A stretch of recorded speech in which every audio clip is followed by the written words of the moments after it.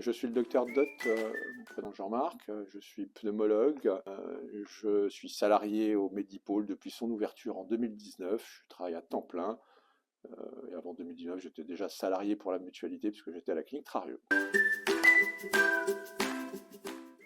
Les essais de phase 3 en fait font suite aux études dites de phase 1 et 2. Ces études de phase 1 et 2 ayant pour principal objectif d'évaluer la tolérance d'un traitement et puis le calcul de la dose efficace. Ces études de phase 3 constituent une étape cruciale dans le développement du médicament et dans le processus de recherche clinique, car si les résultats de cette étude s'avèrent positifs, ça ouvre la voie à une possible fabrication industrielle et une commercialisation de ce médicament. L'objectif principal de ces études dites de phase 3, c'est donc de confirmer l'efficacité et la tolérance de ce nouveau traitement qui aura déjà été évalué dans les phases précédentes.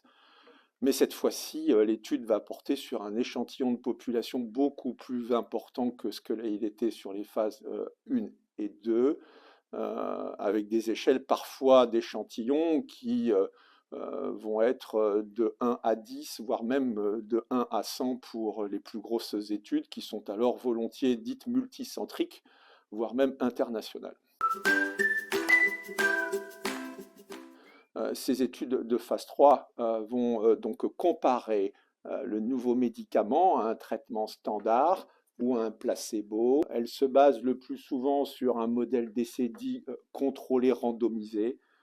C'est considéré aujourd'hui comme la référence en matière de recherche clinique et dans lesquels les participants ont bien entendu signé un consentement éclairé préalable. Le traitement va être attribué de façon aléatoire, sans que ni le patient ni les investigateurs ne soient informés de ce qui est proposé aux patients, à savoir soit le traitement expérimental, soit le traitement témoin. Ce principe dit des études contrôlées randomisées en double aveugle versus placebo, qui est un peu la référence, permet ainsi d'échapper au biais qui peut exister dans les études et de confirmer que les effets que l'on va constater à l'issue de cette étude sont bien en lien avec le traitement expérimental que l'on a voulu tester et que ce n'est pas le fait du hasard.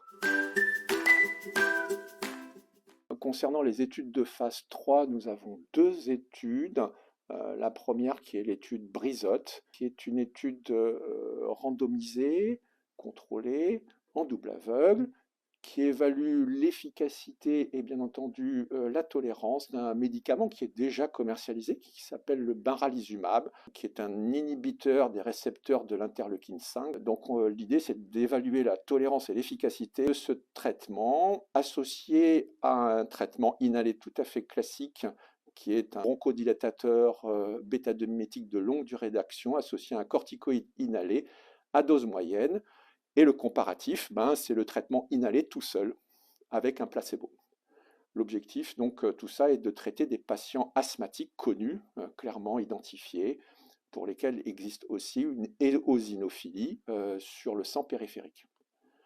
L'objectif de l'étude est d'essayer de démontrer que l'association du baralizumab au traitement inhalé chez des patients considérés comme modérés dans le stade de leur maladie apporte un bénéfice à long terme dans le contrôle et la limitation des exacerbations. La deuxième étude de phase 3 qui est en cours en pneumologie sur le Medipôle, c'est l'étude TAROS. Cette fois-ci, elle s'adresse à une autre population, qui est une population dite de BPCO, porteur d'une bronchopneumopathie chronique obstructive, le plus souvent de nature post-tabagique. C'est aussi donc une étude contrôlée randomisée en double aveugle versus placebo, qui évalue cette fois-ci l'efficacité d'un traitement inhalé, mais qui est une triple association. Donc on associe cette fois-ci donc un bêta-2 mimétique de longue durée d'action avec un atropinique de longue durée d'action et une corticothérapie inhalée. Et on va comparer cette triple association à une double association bronchodilatatrice, donc un bêta-2 mimétique et un atropinique de longue durée d'action. Et l'objectif de cette étude est de démontrer que la triple association inhalée permet de prévenir les événements cardiovasculaires les plus sévères chez des patients porteurs de BPCO avec comorbidité cardiovasculaire associée telles qu'une coronaropathie, une hypertension artérielle, voire un diabète, une dyslipidémie. Donc ces deux études sont ouvertes, le recrutement a commencé et nous avons quelques inclusions qui sont en cours d'évaluation.